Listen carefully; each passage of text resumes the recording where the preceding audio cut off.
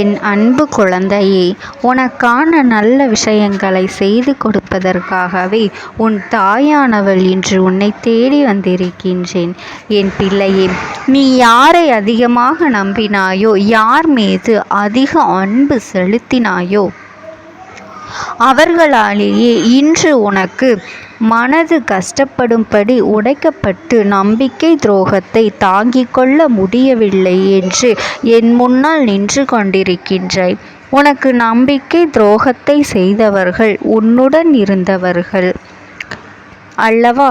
நீ எந்த அளவிற்கு அவர்கள் மீது அன்பும் நம்பிக்கையும் வைத்திருந்தாயோ, அந்த அன்பை அவர்கள் இப்பொழுது தவறு என்று நிரூபிக்கின்ற அளவிற்கு நம்பிக்கை துரோகத்தை உனக்கு செய்துவிட்டு சென்று விட்டார்கள். ஆனால் என் பிள்ளையே, இப்பொழுது அவர்களின் நிலை என்னவாக இருக்கின்றது என்பதனை நீ தெரிந்து கொள்ள வேண்டிய ஒரு சூழ்நிலை வந்திருக்கின்றது.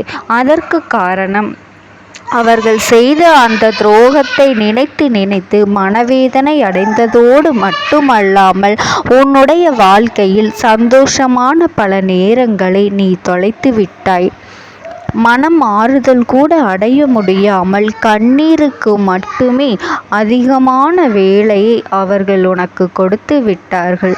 மாறாக உன்னுடைய அன்றாட நடவடிக்கைகளில் மிகவும் ஏகப்பட்ட மாற்றங்கள், வேறு எந்த ஒரு விஷயத்தையும் முன்பு போல தெளிவாக உன்னால் செய்ய முடிவதே இல்லை.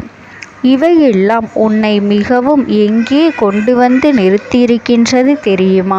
இந்த வாழ்க்கையில் இனிமேல் நமக்கென்று எதுவுமே வேண்டாம் என்று நினைக்கின்ற அளவிற்கு, இந்த உடலில் இந்த உயிர் எதுக்கு இருக்கின்றது என்று நினைக்கின்ற அளவிற்கு என் தங்கமே, இக்கட்டான நிலைக்கு உன்னை தள்ளிவிட்டது.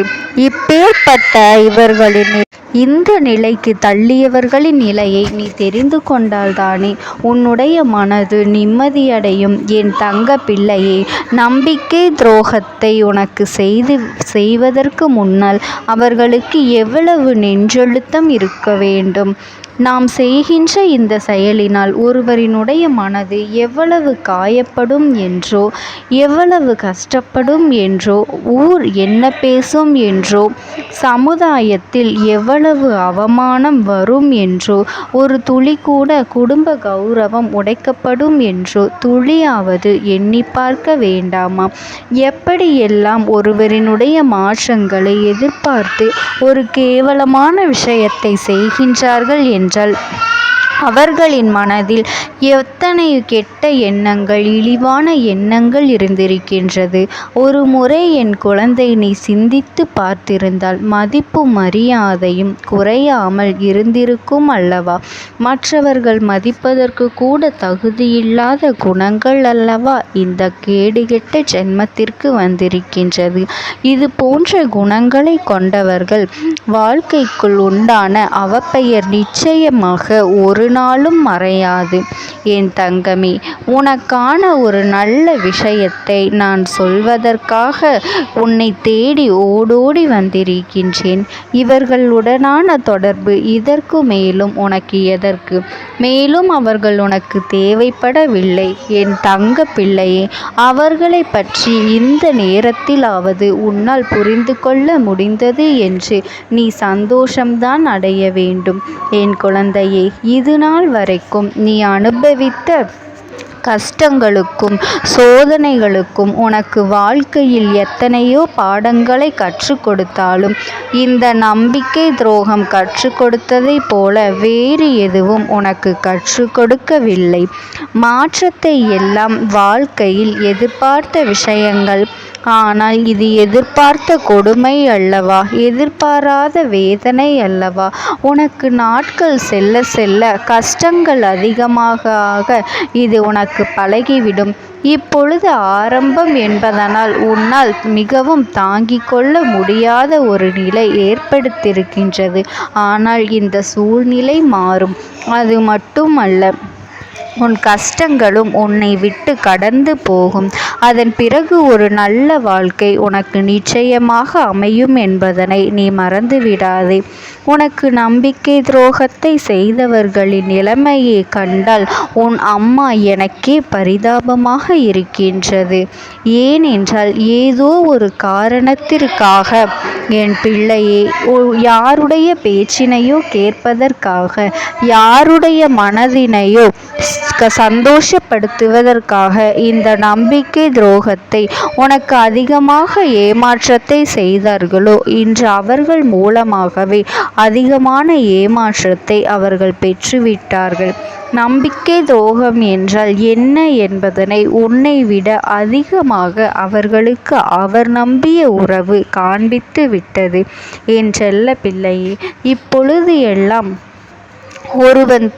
ஒருவன் ஒருவருக்கு துரோகத்தை செய்கின்றான் என்றால் அவன் செய்த பாவத்திற்கான தண்டனையை பெறுவதற்கு அடுத்த ஜென்மம் வரை காத்திருக்க வேண்டிய அவசியம் கிடையாது. அவனினுடைய பாவ கணக்கு அதிகமாகும் பொழுது அந்த ஜென்மத்திலேயே இந்த பிரபஞ்சம் அவர்களுக்கு தண்டனை கொடுத்து விடுகின்றது. இந்த இக்கட்டான நேரங்களில் எல்லாம் உனக்கு துணை நிற்கும் பொழுது, உனக்கான நல்ல நேரம் ஆரம்பிக்கும் பொழுது அவர்களின் அழிவு உன்னுடைய கண்முன்னே நிகழும் என்பதனை நீ மறந்து விடாதே. இப்பொழுது அதுதான் நடந்து கொண்டிருக்கின்றது என் குழந்தையே. அவர்கள் உனக்கு செய்த துரோகத்தை நீ மறந்துவிடலாம். ஆனாலும் அவர்கள் அழிய வேண்டும் என்று நினைத்து ஒருபொழுதும் நீ நினைத்ததில்லை. உன்னுடைய மனது பெருந்தன்மை நிரம்பி வழியும் குளம் போன்றது. எல்லோர் மீதும் இரக்க குணத்தோடும் அன்பு செலுத்தியும் அன்பு பாராட்டுகின்றாய். ஆனால் அவர்களுக்கான விதை துரோகத்தில் அல்லவா இருக்கின்றது. அப்படி இருந்தால் வாழ்க்கையே முள்செடி போல ஒவ்வொரு நாளும் ஆகிவிடும் அல்லவா என் தங்கமே. அவர்களை குத்தி குத்தி கிழித்து கொண்டிருக்கின்றது. அதை யார் தடுத்தாலும் மாற்றவே முடியாது. அவர்கள் செய்த வினை பயனை அவர்கள் நிச்சயமாக அனுபவித்து கொண்டிருக்க போகின்றார்கள் என் தங்கமே. அவர்கள் செய்த பாவத்திற்கான பலனை அவர்கள் நிச்சயமாக அனுபவிப்பார்கள். உனக்கு பிடித்த கஷ்ட காலத்தை அவர்கள் சென்றுவிட்டது, அவர்கள் மூலமாக சென்றுவிட்டது என்பதனை நீ புரிந்து கொள். நீ என்ன செய்ய நினைக்கின்றாயோ அதனை சரியாக செய்து இவர்களினுடைய எண்ணங்களை ஒருபொழுதும் நீ உண்மை என்று நம்பிவிடாதே, ஆக்கிவிடாதே. அந்த கேடுகெட்ட ஜென்மத்திற்கு ஏற்றாற்போல நீ நடந்து கொள்ளாதே. அவர்கள் என்ன செய்தாலும் என் குழந்தையே, நீ உன்னுடைய வாழ்க்கையில் செய்கின்ற செயல்களை செய்து கொண்டே இரு. உன்னை விட்டு பிரிந்ததற்கும் உனக்கு ஏற்படுத்திய கோபத்திற்கும் துரோகத்திற்கும் அது எத்தனை தவறு என்று அவரே உணர்ந்து வருவார்கள். என் அன்பு பிள்ளைக்கு இந்த அம்மாவினுடைய அன்பும் ஆசீர்வாதங்களும் எப்பொழுதுமே முழுமையாக கிடைத்து கொண்டே இருக்கும். ஓம் சக்தி. ஓம் ஆதிபராசக்தி.